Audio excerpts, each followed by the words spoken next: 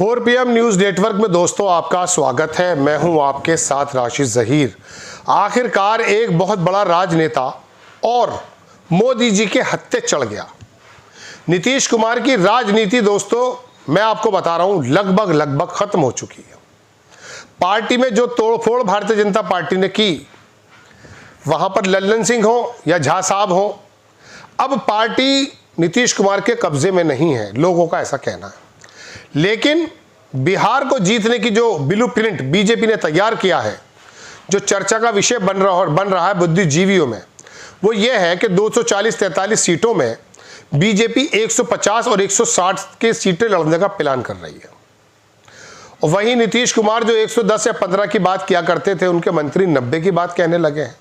अब 90 अगर वो मांग रहे तो 70 सीटें दे देंगे नीतीश कुमार को, अगर साथ रहे। कोई चारा भी नहीं बचता है।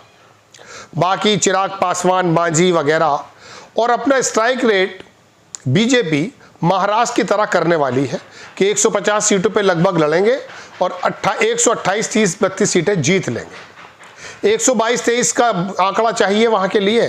100 सीटें वो लेकर आ जाएंगे। और बाकी चुनाव आयोग की तो मेहरबानी आपको मालूम है ही।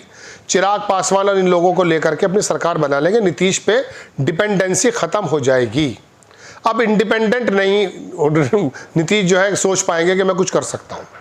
और मैं आपके सामने ये बात इसलिए लेकर के आया कि आरएसएस और बीजेपी, उनका एक दूरगामी सपना ये रहा है पहले से ही कि साहब बिहार पे बीजेपी का चीफ मिनिस्टर हो।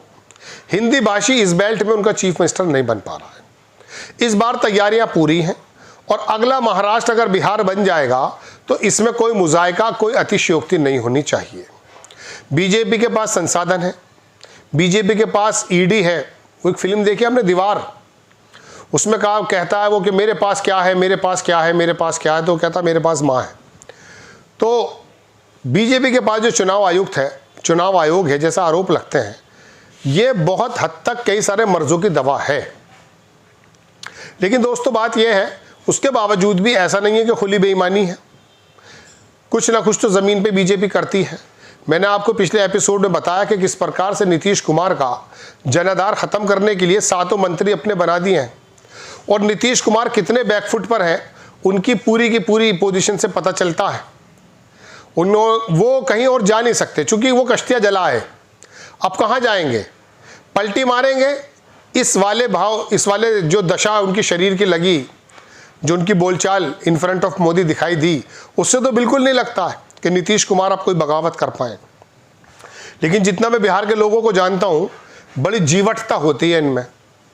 हो सकता है वो कुछ ऐसा कर जाए, लेकिन फिर भी ज़्यादा चांसेस अब ये हैं दोस्तों कि अब ये टिकट का जो वितरण का दौर, 8-10 महीने रह गए चुनाव में, ये टिकट का जो चलेगा, जो भी वो दे देंगे वो मान लेंगे। अब शिंदे ने तो किसी प्रकार से योजना को चला करके या चुनाव आयोग की मेहरबानी से वहाँ सीटें जीत ली थी। लेकिन भारतीय जनता पार्टी जिस तरह से शिंदे को हटा करके अपना चीफ मिनिस्टर बना गई वहाँ पर, जबकि महाराष्ट्र में शिंदे को घोषित कर दिया था, लगभग कह दिया गया था। लेकिन अब शिंदे सीट भी अच्छी लेकर आ गए हैं, ऐसी बात नहीं है, लेकिन फिर भी उनको साइडलाइन कर दिया गया। ऐसे नीतीश कुमार एक ऐसा नेता भारत में, जब मैं नवीन पटनायक, वाईएसआर और वो जचपा वाले जो बंदा है वो, और बहुत सारे नेताओं को देखता हूँ जिनका ज़मीन पर पोजीशन तो बनी थी, लेकिन केजरीवाल के साथ नीतीश कुमार का जो ये पर्दा परल ना होकर के उसका जो पटक्षेप किया है मोदी जी को, इसके बारे में तो वाकई एक अच्छे राजनीति की संज्ञा देनी चाहिए। बिहार में दरअसल दोस्तों ब्लूप्रिंट बीजेपी का लगभग तैयार हो गया, ऐसा बताया जाता है। सूत्रों से खबर है कि लगभग बीजेपी 150 और 160 सीटों पर लड़ने का प्लान कर रही है। अब वो बाकी तमाम चीज़ें जो है ना, उसको सिर्फ इतना चाहिए कि जैसे कभी दाल में तड़का लगता है ना, नीतीश कुमार एक तड़का रह गए सिर्फ। वो उन सीटों पर जहां बीजेपी का कैंडिडेट होगा और बीजेपी का कैंडिडेट अपना वोट मांग रहा होगा, तो नीतीश कुमार वहां मदद कर देंगे, ये काम कर देंगे। बस इतनी ही हेल्प चाहिए। उसके बाद मैं कौन और तू कौन, नीतीश कुमार को साइडलाइन कर दिया जाएगा दोस्तों, देख लीजिएगा। और उनकी इच्छा नीतीश कुमार को ख़त्म करने की तो राहुल गांधी की भी थी। बीजेपी के मोदी और राहुल गांधी कांग्रेस के, ये दो नेता ये चाहते थे कि केजरीवाल और नीतीश कुमार, ये दोनों बार बार कभी कभी लगते भी थे, ये प्रधानमंत्री पद के नेता दिखाई देने लगते थे। अपनी बात भी करते थे। ममता बनर्जी तो थोड़े एग्रेसिव रहती हैं तो उनको थोड़ा एक्सेप्ट तो करते हैं लोग, लेकिन ज़्यादा नहीं। लेकिन पूरी पैन इंडिया में, अक्रॉस इंडिया में नीतीश कुमार ने जिस प्रकार से गठबंधन बनाया था, चर्चा चलने लगी थी कि शायद ये आदमी बन सकता है। केजरीवाल में वो गट्स नज़र आए थे, तो दिल्ली में तो केजरीवाल की वो ताबूत में कील लगा दी उन लोगों ने। अब देख लीजिएगा पंजाब के इलेक्शन के बाद केजरीवाल की पार्टी का शायद कुछ पता चले ना चले।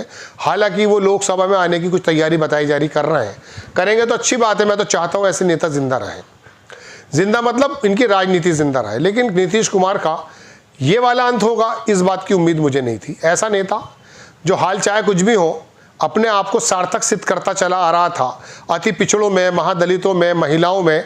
और इसमें भी कोई दो राय नहीं है कि बिहार में चाहे कुछ भी हो, लालू प्रसाद यादव के टाइम से लेकर के अब ज़्यादा गरीबी रेखा के नीचे लोग रहते हैं, लेकिन फिर भी कुछ काम तो हुआ था वहाँ, इसमें कोई दो राय नहीं है। जैसे बाकी प्रदेशों में हुआ है, होना तो बहुत कुछ चाहिए था, लेकिन फिर भी मैं कह सकता हूँ कि जंगल राज जो सन 97 में हाईकोर्ट पटना ने कहा, वो जंगल राज अब नज़र नहीं आता है। पहले बड़े बुरे हाल थे, लेकिन खाली बिहार के नहीं थे, चंबल के भी थे, यूपी के भी थे, हरियाणा के भी थे, झारखंड के भी थे, मतलब सब जगह के ये हाल थे।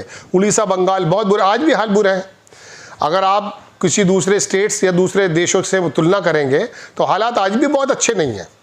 तो दोस्तों बात यह है कि नीतीश कुमार का इस तरह से ख़त्म हो जाना या ख़त्म हो जाना जैसे संकेत होना, ये एक वोटर की तरह, एक भारतीय की तरह मैं थोड़ा सा इसको, वो चाहे कुछ भी उन्होंने किया हो, लेकिन इन लोगों ने जेपी की अगुवाई में जो राजनीति जिस प्रकार की सीखी थी, देश के अंदर दलितों का, कमज़ोरों का, अल्पसंख्यकों का, ओबीसी का, इन्होंने किसी तरह से प्रतिनिधित्व करके उनको मुख्य धारा में लाने की कोशिश की थी।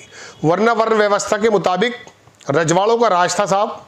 बड़े बड़े लोग, बल्कि पार्टी के अंदर, कांग्रेस के अंदर तो बड़े बड़े रजवाड़े नेता ऐसे होते थे जैसे वो राजा है। वो तो आज एक राजा तो बीजेपी में आ गए, श्रीमंत, पता नहीं क्या क्या कहते हैं उन्हें आज भी। तो दोस्तों बात यह है कि वो चीज़ तो ख़त्म कर दी थी इन लोगों ने, जब जेपी ने और तमाम लोहिया ने इस तरह की मुहिमें चलाई थी। लेकिन दोस्तों बात यह है कि बीजेपी ने अपना ब्लूप्रिंट लगभग वह तैयार कर लिया है, और अगर बिहार महाराष्ट्र जैसा बन जाए, जिसकी मुझे उम्मीद थोड़ी कम है, तो कोई इसके अंदर मुजायका नहीं होना चाहिए, क्योंकि उनकी प्लानिंग नीतीश कुमार को किसी तरह से थोड़ा आखिरी वक्त में इस्तेमाल करके साइडलाइन कर देने की है, और ख़ुद ही वहाँ पर बहुत मजबूत तरीके से अपना लेकर आएंगे। वो अपना चुनाव आयुक्त का जिम्मेदारी हो, चुनाव आयोग की हो, वोटर लिस्ट के अंदर कुछ ना कुछ ऊपर नीचे हो, तमाम चीज़ें, सब चीज़ें हो सकती हैं। लेकिन अब ये लगभग 100 सीटों से ज़्यादा जीतने की कोशिश करेंगे, और चिराग वगैरह से लेकर के अपनी सरकार यहाँ वो बना लेंगे। तो बिहार अगला महाराष्ट्र भी हो सकता है। और गलतियाँ किसकी हैं ये तो आप याद करेंगे, तारीख याद करेगी नीतीश कुमार को। आपको खबर कैसी लगी अपनी राय कमेंट्स बॉक्स में ज़रूर दीजिए। चैनल को सब्सक्राइब कीजिए, शेयर कीजिए। नेक्स्ट टाइम में किसी खबर के साथ हाजिर होता हूँ। जय हिंद।